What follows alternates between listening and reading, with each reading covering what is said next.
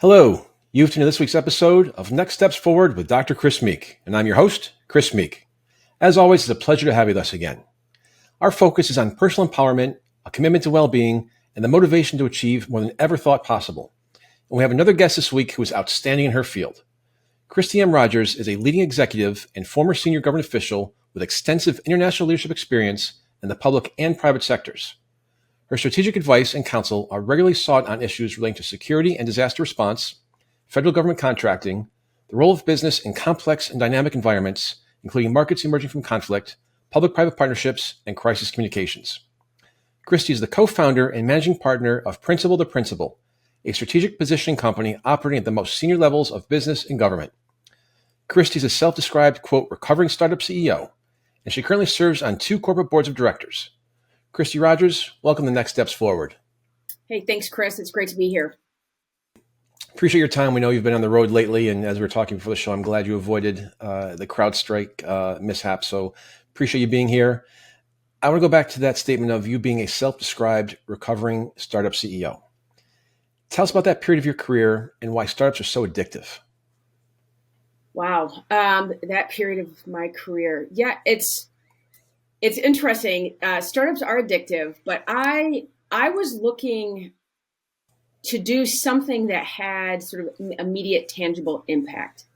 And I've always, as my mom says, I've always run to a problem to try to fix it. And an opportunity came to me when I was in the government, and it was to solve a problem. And I thought I had a potential solution. And I joined this company and I pitched them the idea to open up their DC office. And we did that. And there actually happened to be a UK firm. And I opened it up and then realized we had tons of opportunity. And I said, hey, let's turn this into a wholly owned subsidiary.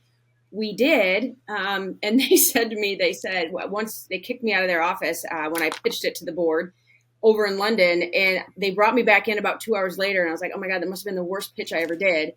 And they said, no, we loved it. We're going to go do it. Let's open up a US company. And I said, excellent. Let's look for a CEO, somebody to lead this. And they said, no, you're going to do that. And I turned around and I looked, I'm like, I don't know who Yura is. I haven't met Yura yet. And so we did that. I had one other person with me, and we grew it in just about 5 years, just under 1,000 people, about $500 million in government contracts. And I loved it. It was building something and creating a solution for some real challenges at that point in time.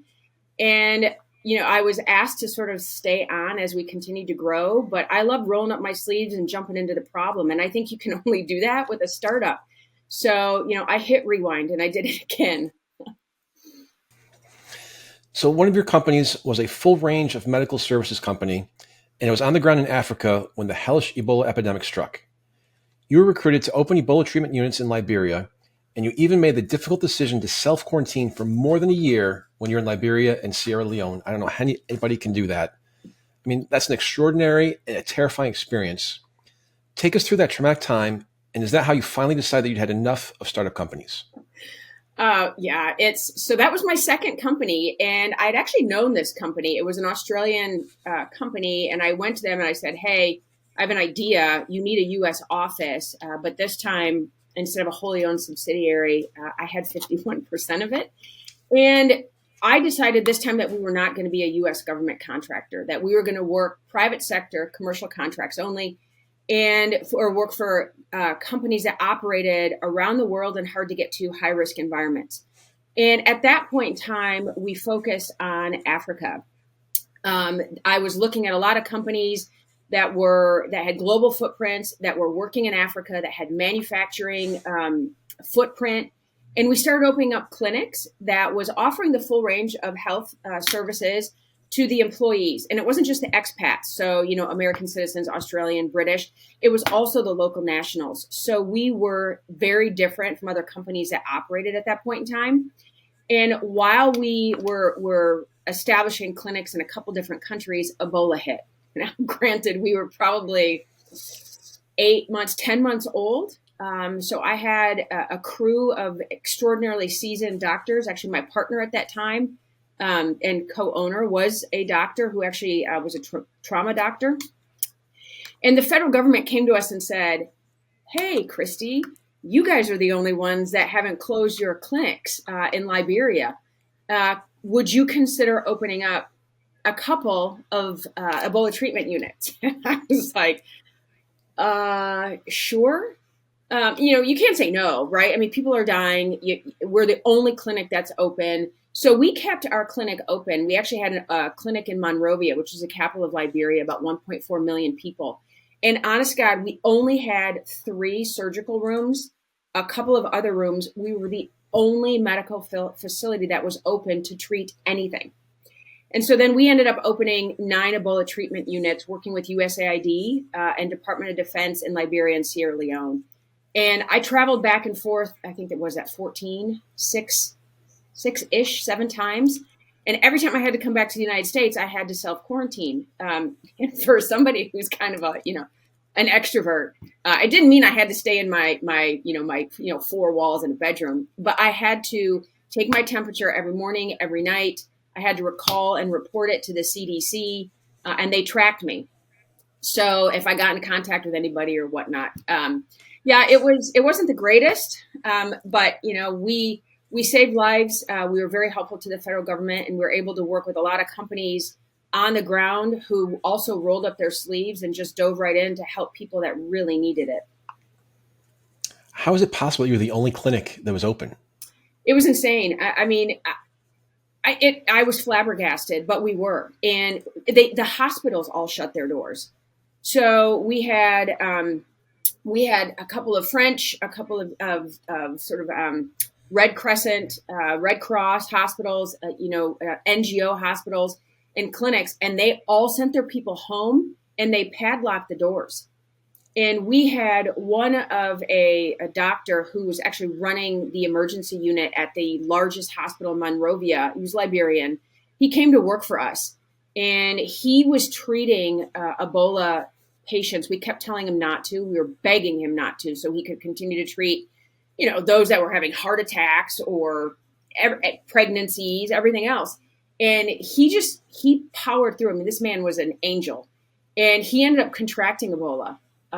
Which was just shocking. And we put everything behind him to save him. They actually had him on 60 Minutes. But no, we literally were the only ones for almost a year that stayed open. We had lines outside our clinic for miles long for broken arms, broken legs. And that was the clinic that just wasn't Ebola. The Ebola treatment units were out further away from population centers. That's amazing. So the name of the show is Next Steps Forward, but let's take some steps back to begin the path that eventually took you to those startup CEO positions and your current role. I understand your dad was in the military when you were a child. I'll let you take that story from there. Yeah. So my husband and I, we pride ourselves saying that we're 4th generation with military service. So my dad was Air Force. His brothers were Air Force. My mom's dad, so my maternal grandfather, was Navy and actually survived Pearl Harbor. He was a submariner, which was amazing. Ended up being chief of the boat. But my dad decided to get out and go to law school, and he's from Michigan. So when I was in early grade school, my dad moved out or got out of the military and moved to Lansing, Michigan. But we did move around with him for a bit. So I was born in Kansas, McConnell Air Force Base. We moved to Alabama. Then we moved to Washington, D.C. He was stationed in the Pentagon. Actually, we lived in Virginia. And I grew up believing truthfully that, public service, that service to the country, that helping where you can was just something that you had to do. And I felt compelled, and I always had sort of this gnawing thing, I guess, if you will, in my stomach of, you need to help people. You need to do what you can. You need to be involved. And for the longest time, I didn't know what it was. And it was very frustrating to me. What is it? What am I supposed to be doing? I actually tried to go to the Air Force Academy, and I was quite the tomboy.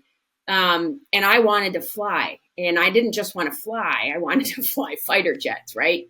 And at that point in time, God, I think my interview was 1986. Women couldn't fly. And so when I was asked what I wanted to do, and they said, number one, you have to cut your hair. And I had really long hair. You don't tell that to a 16-year-old girl. Second, they said, you want to fly? And I laughed and I said, yes, absolutely. I want to be a pilot and I want to, fly a fighter jet. And this was before Top Gun, I think, or just after.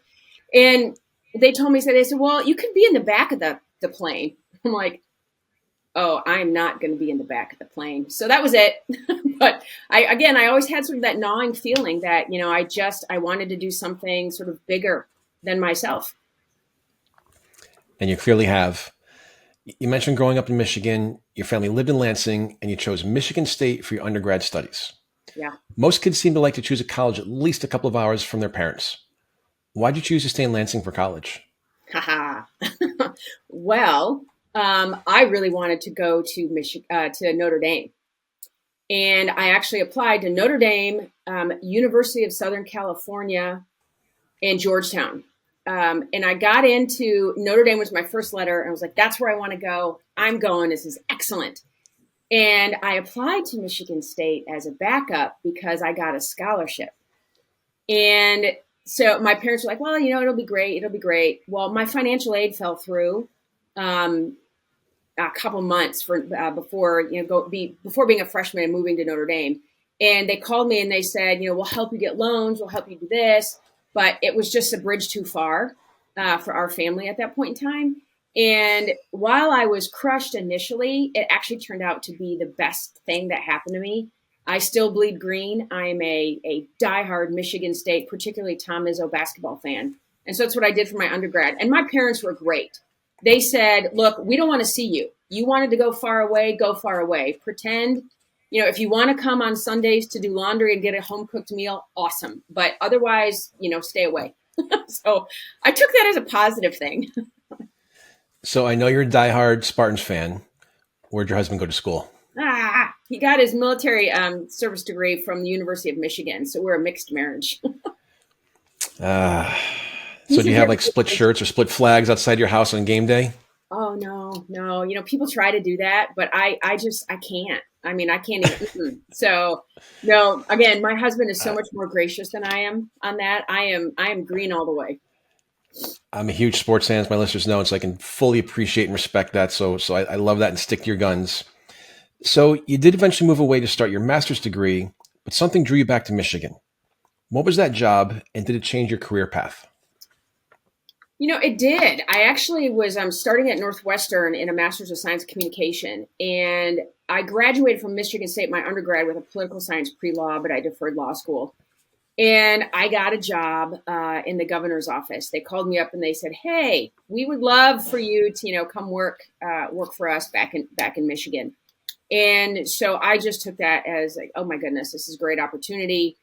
They said, you're going to start at the beginning stages, right? It's like almost like the mailroom. But it put me on a path in politics, which I just loved. I ended up running a state Senate campaign in 1994. God, when I was 12, right? No, but it was the second largest state Senate district geographically in the country. Incredible experience. And I just loved it. I loved all the aspects of it. It's like a startup, right? A campaign is exactly like a startup. So I guess that's where I kind of got the startup bug. You stayed connected to politics and government when you went to the Grand Rapids Chamber of Commerce, where you were the Vice President of Government Community Affairs. Now, obviously, you've had a long and successful career in government relations since then. What was it and is it about government relations that's so appealing to you? I learned at the Grand Rapids Chamber how important public-private partnerships are. When they really work, when the government reaches out to industry, to the private sector for best practices, for help, for assistance, for ideas, because the government shouldn't do everything, right? I'm as little as government as possible. And at the Grand Rapids Chamber, the business community was one of the most vibrant in the state. Really transformed the city at that point in time. Again, this was the sort of the late 90s. And I absolutely loved just that dynamic and that relationship. And I have taken that with me to everything I do. So I'm very focused, whether it was inside the government, whether it was in a crisis, or whether it's, with my startup companies, what can the private sector do to help in the times of crises? And then even when not, to bring their expertise to the government to make certain that the government stays within its sort of lane, and then, relies on the citizens and the expertise outside the government. What advice do you have for someone who would like to get into government relations? And is it necessary to start by working at a state Senate campaign, or does it help to at least start there? I think there are two things I look for when I used to hire people all the time. And that was, well, actually three. If they worked on a farm, we had a lot of agriculture in Michigan. If they were, worked in a restaurant, were a waiter or waitress. And then the third one is if they had campaign experience. I just think the breadth of exposure to different elements of a business, of a community, is just, it's without parallel. And I also think that your interaction with people, particularly as a waitress or in a campaign, it really teaches you that there are a whole bunch of different kinds of people out there, and what customer service really is and what it should be. So my advice would be to get campaign experience if you can. If you're not interested in campaign experience, if you're looking to go to government relations, more along the lines of helping a company navigate if they've got business or government contracts or something like that, I would look at associations and look to start there first. Even a chamber of commerce. I just think it opens up your eyes to a bunch of different aspects of the community that you otherwise wouldn't get, that I think is necessary to help you be successful as a government relations expert. I've never heard working in a farm or in a restaurant as job qualifications, but certainly understand the point and totally respect that. So I love that. I'm going to file that and use it at some point. So that's great advice. So eventually you were lured away from Michigan and moved to Washington, D.C. around 2001, which I think makes you about 22 at that point. Yes. The 9/11 attacks altered your career course, thanks in large part to your experience in crisis communications. In fact, that expertise took you to various roles in various agencies, and you even landed in Iraq for the Department of Defense. Please share that journey with us, including how you eventually ended up at the Department of Homeland Security and what you did there. Yeah, it's funny. My mom would ask me that when I got a phone call from the government, from somebody I knew inside the government when I was in Washington, D.C. I did not move to Washington, D.C. to work for the government. I was actually working at an outside organization. And my mom said, "What the heck?" And I laughed and I just said, my bat phone rang. I mean, I don't know how else to describe it. I knew somebody inside the government that knew that I had crisis response, crisis communications experience. At that point in time, it was more dealing in political campaign crises. But I've actually also did it, some of it, when I was at the Chamber of Commerce. And so they asked me, the government did, to come inside the government and actually work with the Department of Transportation and New York City's Metropolitan Transit Authority right after 9/11. Unbelievable experience. And as I was doing that, going back and forth to New York City and helping MTA, Metropolitan Transit Authority, with their internal response, but then also developing an external comms plan for all transit authorities across the country. We were doing that for about a year-ish, and the Department of Defense called. And this was right about the time when we were going, the United States, were going into Iraq. And they asked if I would be interested to help them. I said yes. And, at that point in time, I'm single. I'm like, look, hey, if you don't take a risk, there's no reward. Maybe this is what I'm supposed to do. And so I said yes. And actually, that was early in 2003. I didn't get to Baghdad until November of 2003. Unfortunately, the place they kept saying I was going to live just kept getting bombed. So, so I went to Iraq. I was there for, I think, a little over 10 months. And when I was there, I got a phone call again. It's again my bad phone. Somebody inside the government said, "Hey, we would love for you to work at the Department of Homeland Security. It's a new department. We need someone that has experience on the ground with terrorist issues." And so while I swore I never, ever, ever would go back inside the government, I said yes. And it was a phenomenal experience. And I stayed there for a couple of years. And then I finally said, and I described this to the Commissioner of Customs and Border Protection, where I was working as assistant commissioner, which is equivalent to assistant secretary. We were having a change over with commissioners, and the new one was coming, actually, interestingly, for today's times, from the Secret Service. He was the director of the Secret Service, and his name was Ralph Basham. And he said, Kristi, please stay and just get me through the hearings. I was assistant commissioner of the Public Relations and Communications Office, and also handled special projects. And I told him, and he tells me, he uses this quote often now. He said, I told him, I said, Commissioner, I would love to, but at some point in time, I feel like a gerbil on its wheel on crack, and I have got to get off. So he said, wow, okay, I understand. And that's when the whole startup gig happened. Sorry. No. And so that's when you finally left federal government for the private sector. How'd you make that decision? Where'd you go? And then what drew you there? So when I was in Iraq, I became very familiar and actually worked with a lot of companies. And Iraq was a very unique war and conflict. While the battles were going on, reconstruction was happening. So you actually had companies working on the ground and contractors on the ground, on the battlefield, where soldiers were fighting. Highly unusual. And I came across a lot of companies that were operating on the ground. And one in particular, I thought their model, their risk analysis was phenomenal. And it happened to be a UK company. And when I was inside Customs and Border Protection at Homeland Security, I got a phone call from the UK CEO, and he said, hey, I have a great bargain for you. Would you like to come work for a British company? And I said, no, thanks, sir. Now I'm not interested. I'm good inside the federal government. So 2 more phone calls, and the third phone call, he said, okay, what would it take? I was like, are you kidding? Seriously? Like, what would it take? And I said, well, I want to open up the U.S. office, and I want to head the U.S. office. And so then the negotiations happened from there. And that goes back to the beginning of our conversation. 6 months into that, when I opened up the U.S. office for the company, I pitched the board of directors who, and I did not mention this before, the chair of the board happened to be Field Marshal the Lord Peter Inge, who was the last remaining 5-star general in the UK. And also Winston Churchill's grandson, Nicholas Soames, was on it. And that's when I pitched the board, hey, we need to start this. We have a huge opportunity.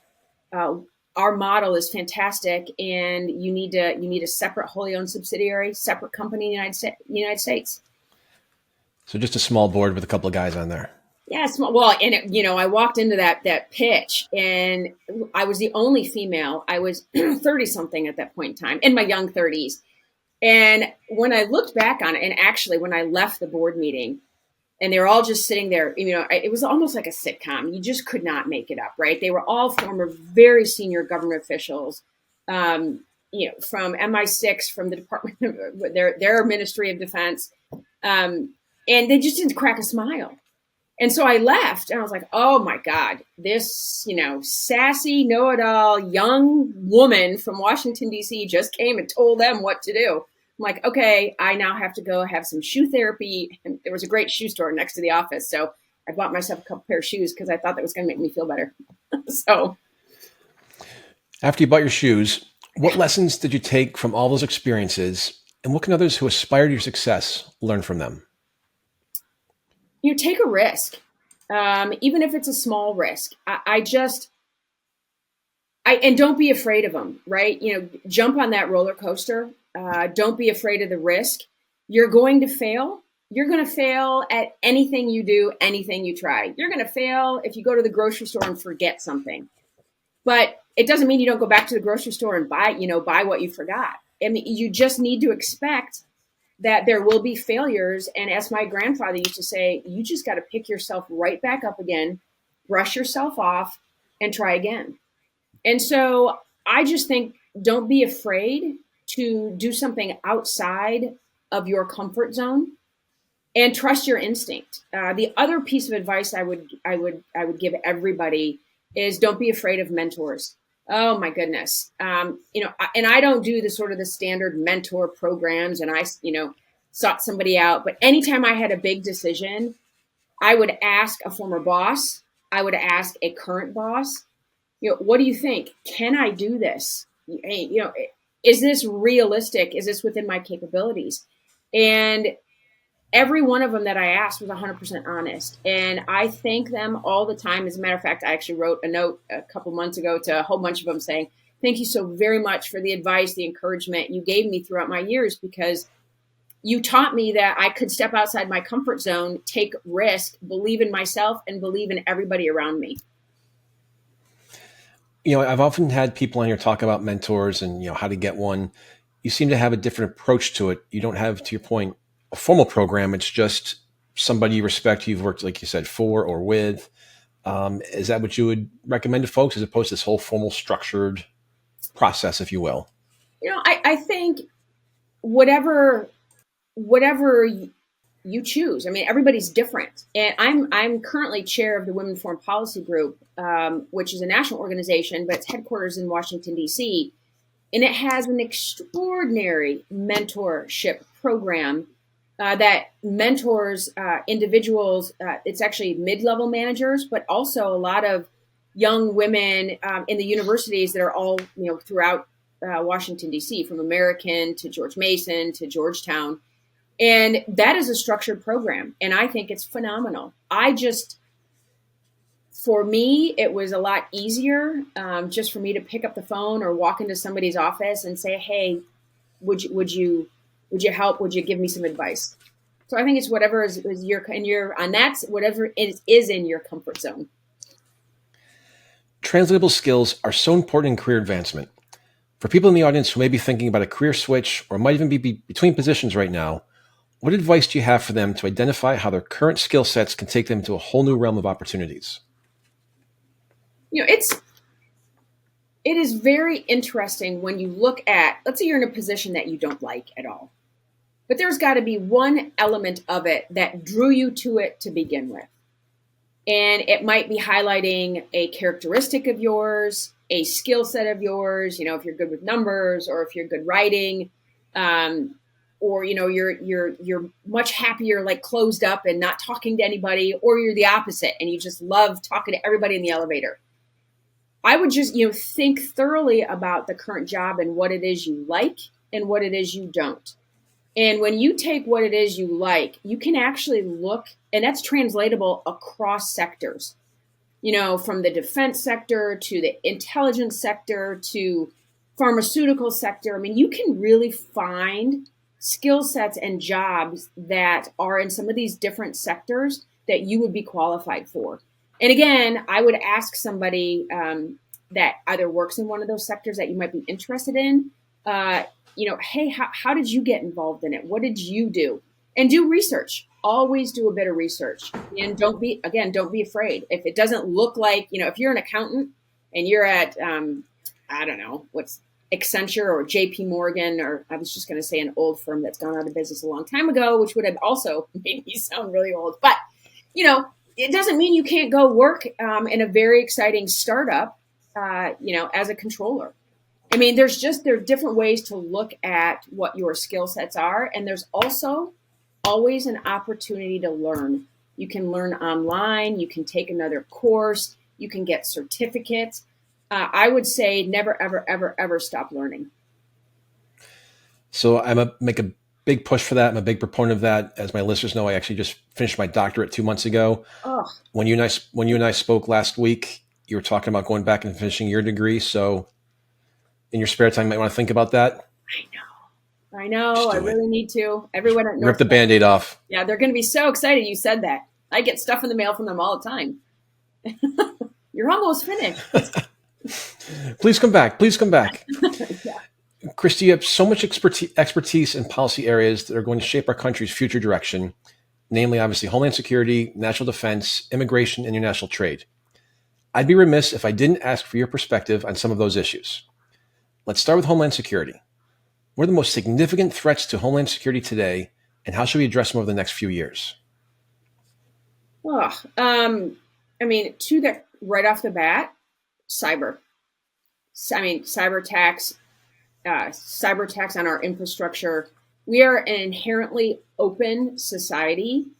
And we are actually, my perspective and perspectives from other cybersecurity experts, we are currently in a cyber war, and we just can't see it. And I think that it is chilling. It is a constant battle. The people inside the federal government, people inside our companies that are in the cybersecurity and security space, are scrambling every day 24/7 to try to deter all the attacks that are coming in nonstop from countries that don't like us, primarily China, Russia, Iran, North Korea, to organized crime. Again, in those same countries, but in also elsewhere. And that is something that I would say, if you ask any government official or any cybersecurity expert, that's what keeps them up at night. The other one, which I think we have not yet begun to see the ramifications, and that's our open border. I told you at the beginning of this that I was an assistant commissioner at Customs and Border Protection. I've been down to the border on numerous occasions. I have very good friends, one in particular who just retired actually last year as assistant border patrol chief, who I talk to all the time. And I am horrified at what is happening on our very own southern border. And from the fentanyl, then the other drugs that are just coming in and killing thousands. We killed 3,000. Fentanyl killed 3,000 Michiganders last year, 100,000 Americans. And it seems as though we're doing nothing about it. And we actually know that the Chinese Communist Party is working with the cartels in Mexico and South America to actually get this fentanyl across the border. What are we doing? And then the human trafficking. Oh my God, you would think that we were talking about another country, a third world country, but the human and sexual trafficking that is happening on our border on a daily, hourly basis is a stain on our national character. And one other thing on that, I mean, I could talk about this all day long, are the criminals that are coming through. I mean, Venezuela opened up their prisons. And, hey, go forth, go across the border, into the United States. In Michigan, we have Venezuelan gangs that are extraordinarily sophisticated, that are organized, that are using technology that actually our local police departments cannot confront, and breaking into homes in some of the nicest neighborhoods, middle-class neighborhoods, and terrorizing communities. We have not yet begun to see how deep this goes. So this show's about positivity and empowerment and leadership through adversity. No, but I'm saying that for a reason, because these are the biggest challenges of our time right now. Mm-hmm. And you can't have leaders. Well, we need people to be leaders through this adversity right now. And this will get you better well-being. As you mentioned, nice neighborhoods are being broken into in Michigan. We don't talk politics on here, but we can certainly talk policy. Talking about the border, do we need to build a wall, as somebody once said, on the southern border, or can we get the job done with more technology? When I was there several years ago, we started to build a wall, but it wasn't just a wall. It was a multi-layered approach with technology. Technology is a huge component of it. And we have the highest technology. We actually sell, this is an interesting story. So I'm also on the board of Business Executives for National Security. And 2 years ago, a small group of CEOs from Benz was asked by the president and prime minister of Greece to go to Greece to look at some challenges that they had. And it was cybersecurity, it was port security, and it was also some of their border security and infrastructure. What they had done at their northern border and their issues with Turkey, which we won't go into now, they asked Customs and Border Protection, our Customs and Border Protection, to come help them secure a multi-mile long border. And within 18 months, they had a multi-layer, a wall, they had towers, they had drones, they had Humvees, they had control command centers that we, the United States, helped them build to secure their borders. And their border incursions decreased dramatically. Why we can't do that in our own country is beyond me. We have got to have the political will inside Congress and inside the administration to be able to do it, and it doesn't exist. You can't turn the news on without seeing Eagle Pass, Texas on every night. It's They know where to go. The car, as you mentioned earlier, the cartel ships them there. And I believe fentanyl was the largest cause of death in the United States last year. Yep. And we know right now that the Chinese Communist Party, they have sanctioned the making of fentanyl that is resistant to Narcan.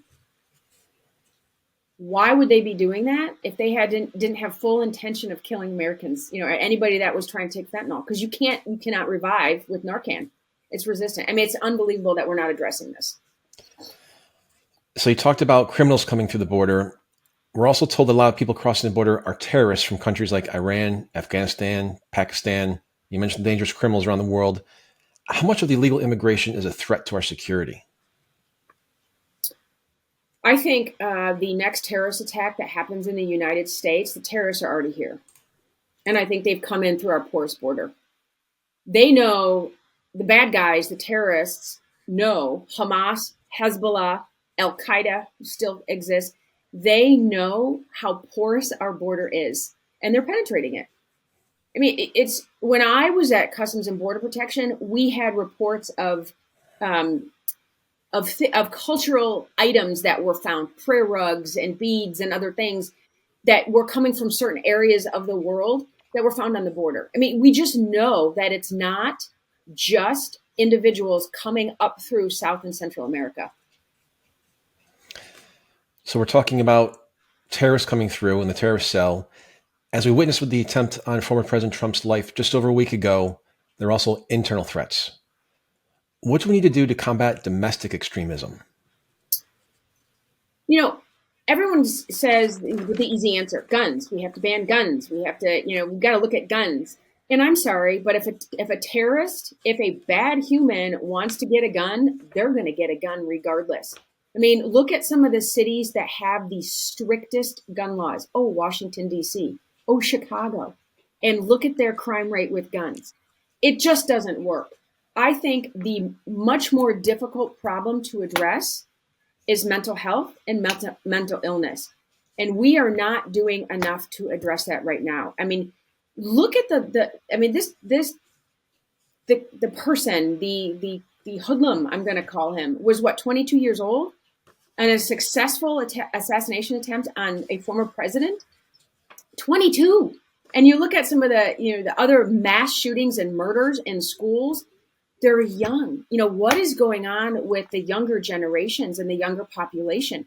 I mean, we have a mental health crisis in the United States that we're just not addressing. And I think we absolutely need to be honest with ourselves and really start looking at that. I think that's a deeper and more challenging problem, but it's a crisis. I 1000% agree with that. I had seen this mental health crisis coming, ironically enough, in sort of January, February of 2020, and created a nonprofit to start focusing on that and mental health awareness. Obviously, COVID hit, and now we're coming through what I'm calling the mental health tsunami post-COVID. And, you talk about the younger generation. I live in Connecticut. I'm about a 20-minute drive from Sandy Hook.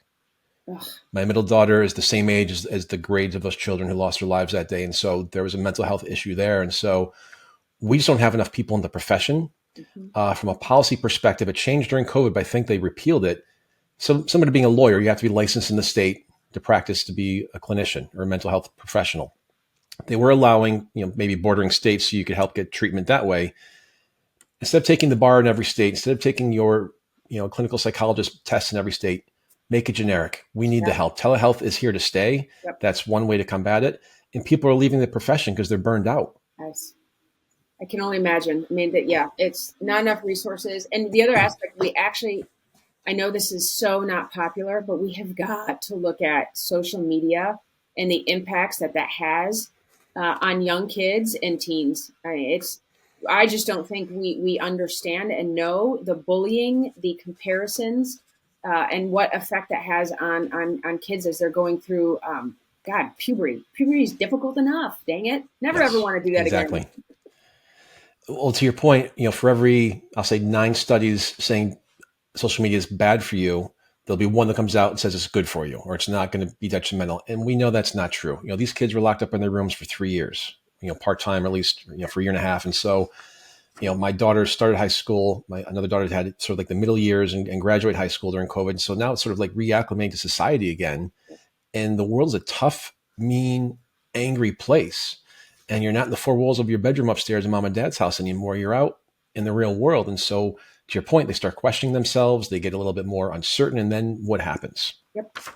We can talk about that all day. I'll get off my soapbox and mental health, maybe for the next show when you come back, Kristi. So let's talk about you a little bit more.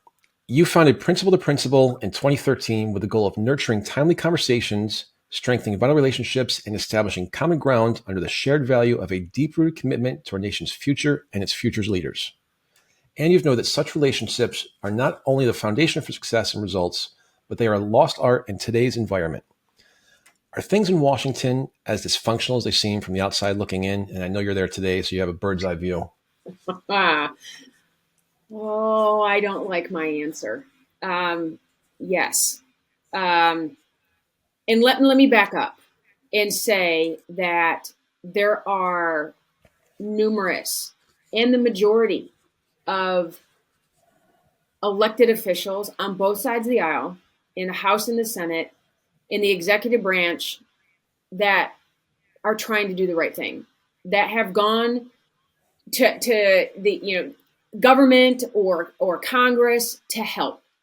So there are a lot of folks that want to reach across the aisle and want to reach for compromise.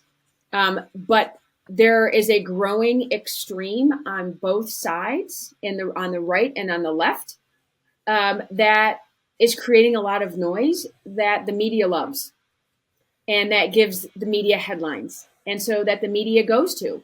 And unfortunately, that is leading to gridlock and dysfunction at a level that I have never seen before. I mean, when I came to Washington, D.C. in 2001, Republicans and Democrats, of course, we could have policy differences, right?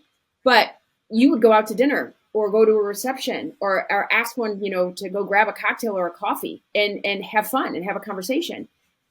I will tell you that nowadays that is just not happening that much anymore. I mean, you'll be actually criticized, you're sometimes seen, with some Democrats by the extreme on both sides. Oh my God, how could you do that? You're talking to the dark side. And it's just, all elected officials are there to do good for us, for the American citizens, right? They're there to govern. And right now they're not governing. I mean, we just talked about the southern border. It's even the northern border. They are not governing, and that needs to change. Well, let's talk about the border again. We talked about immigration earlier. How would you describe the current state of U.S. immigration policy, and what are the prospects for comprehensive and, more importantly, lasting immigration reform in the near future? I'm going to go back to Congress and highlight a couple of, there's a group of Republicans and Democrats in the Senate and the House that really are working to get this done. And I think that we will see it in the next couple of years, hopefully next year. But I also think it's going to take leadership at the executive branch level. And we need to start with areas where both sides can agree that is best for the country. And we need to agree on a set of facts. The United States of America is a land of immigrants. We want immigrants. We want legal immigration. And our legal immigration system must be fixed. That is broken. So we actually need to start with that. And we also almost probably simultaneously need to deal with all the illegals that are currently in the country and figure out how to expedite processing, and yes, how to deport some that just should not be here. And we can say, hey, try the legal way and good luck next time. But there are also thousands and tens of thousands of individuals that are in the queue waiting to get here legally. We need high-skilled workers. We need lower-skilled workers. And we've got them in the queue, but our immigration system is broken. So we actually have to address both simultaneously, and that is going to be a big, heavy lift. And I am hoping in this next election cycle, I know of several candidates that have great experience, with law enforcement, with immigration, with national security, that will walk in there day one and roll up their sleeves to try to get these things done for the American public, because it's time. It's time. So we just saw a coding glitch, ironically by a cybersecurity company, shut down major airlines and banks and a number of essential services last week. And that wasn't even attacked by foreign hackers who are trying to wreak havoc on us. How significant are cyber threats to homeland security and our economy, and what we need to do now and in the future to stop them? I mean, it's a growing, dynamic, changing threat on a daily basis. And I'm on the board of Qualys, in full disclosure. And Qualys has, and actually, probably the first ubiquitous cloud security platform. So its security services were generically and from the beginning built in the cloud. So they are infinitely scalable. And it as everything from web application security to endpoint detection. And a company, an organization needs to look at what their priorities are, what their threats are, what their hardware and software landscape looks like, from laptops to desktops to phones that people bring into the office, right? And the software that's working on them. It needs to be a constant screening. And you need to look at products that actually have multiple services. I mean, you saw from this awful incident that was just, from one patch. There needs to be a multi-prong approach that is a multi-layered stack and probably a consolidated stack of solutions to attack. I don't want to get too technical, but solutions that attack the entire cyber environment, which is, again, endpoint detection to your enterprise, to the software, to the web applications. I mean, when you download, Waze, which everybody's got on their phone for directions, that is an outside application. How secure do we know it is? And is it providing a back door to your entire company's enterprise? So another company on whose board I sit now, Secure, does web application security and constantly looks at those new applications to see if they've got bugs or vulnerabilities and fixes them and patches them. So it is complex. We need more cybersecurity warfare. We need more cybersecurity experts. So I tell everybody that's young now that loves to, game or, do social media, I'm like, have you ever thought about going into the cybersecurity space? Because you know what? We need you and you can make a lot of money. I'm laughing because my middle daughter, who's now 18, she'll be a freshman in college. About a handful of years before COVID, she's probably like 10 or 12. She would crack into mom's iPad and things like that. I'm like, you have to go work for the NSA. That's where we need you. That's your skill set. So I'm laughing as an internal family joke, but I totally agree with you. That's where people need to go. During the COVID pandemic, your firm launched a global supply chain task force focused specifically on securing supply chains to respond to the pandemic. Now the pandemic is over. Have our supply chain issues gone away? And how do you describe the current state of the global supply chain? No, our supply chain vulnerabilities and threats and weaknesses have not gone away. They've actually gotten worse in some instances. I will say a silver lining of COVID is that it's shown a giant spotlight on the vulnerabilities in our supply chains of particularly critical goods, critical technologies. So everything from your dishwasher, from your smartphone, from your laptop, to F-35, to ventilators, to masks, unfortunately, to actually also pharmaceuticals. Unfortunately, we, the United States, have pushed our manufacturing overseas for the past 30 years, 3 decades, and primarily to one region. And that region happens to be East Asia, it happens to be China and the Chinese Communist Party. And so when you have one country, and particularly an adversarial country, control so much of supply chains, that's a problem. And even if it weren't an adversarial nation, if it were a friendly nation, what happened if a tsunami hit? What happened if we had another pandemic that shut down all those manufacturing facilities and they couldn't export? For them to control the vast majority of critical technology supply chains, semiconductors, components that go into iPhones, critical minerals and rare earths that go into everything, that is a huge problem and a huge challenge. Thankfully, we've woken up to it. We, the United States, we, the West, and we are trying to regionally diversify our supply chains. But when you're talking critical minerals and rare earths, I mean, it takes, and the United States is the worst. We're the worst of industrialized countries in terms of permitting a new mine. It can take up from 7 to 27 years to get a mine operational. So this is a long-term problem.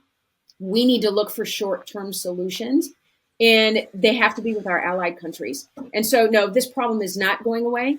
And it's another problem and crisis that needs the attention of not just the government, but also the private sector. So you have another full-time job right now. And your husband, Mike Rogers, is running for the U.S. Senate in Michigan's August 6th GOP primary. And he served 7 terms in Congress, but he's never run a negative ad about an opponent. When will the pendulum swing back to a kinder, gentler brand of politics, if ever? It's interesting because we ask, our fellow Michiganders, if they like negative ads. No, but guess what? They work. And because they work, the consultants, the political consultants, use them. And they tell the candidates, these work. These are the only things that work. And unfortunately, they do. And the problem nowadays, and this is going to get too complex, is that candidates do not control their own messaging. And what do I mean by that? 20 years ago, 30 years ago, they did. They were able to, control and have say what was in the mailings, what was in the commercials that you saw. But nowadays, there are so many outside organizations, what they're called super PACs, and they used to be called 527s, that are not allowed to coordinate with the candidate, that can come into a race if they feel like they want to, or there's a need, and say whatever they want. So while Mike, has never run a negative ad from his campaign, he just doesn't believe that that's the right thing to do, that we should all be running on policy, because there are enough differences between candidates on policy that the voter, which I think today the voter is paying attention a bit more than I have seen in the last couple of election cycles, because policies are hitting them at home. Whether it's the high cost of groceries, whether it's the high cost of gas, whether or not it's these EV mandates, whether or not it's the Venezuelan gang that is, terrorizing neighborhoods outside in Southeast Michigan and Detroit. So I think highlighting policy differences is the way to go. But to answer your question, will we ever see a kinder, gentler political cycle? God, I wish we would. But unless the rules of super PACs and 527s are addressed, I just don't see how we do it. Kristi Rogers, co-founder of Principle to Principle, thank you so much for being us today. Thank you so much, Chris. It was such a pleasure. I appreciate the opportunity. No, I appreciate your time and wish you and your husband the best of luck. And thank you to our audience, which now includes people in over 50 countries, for joining us for another episode of Next Steps Forward. I'm Chris Meek. For more details on upcoming shows and guests, please follow me on Facebook at facebook.com/Chris Meek Public Figure, and on X at @ChrisMeek_USA. We'll be back next Tuesday, same time, same place, with another leader from the world of business, politics, public policy, sports, or entertainment. Until then, stay safe and keep taking your next steps forward.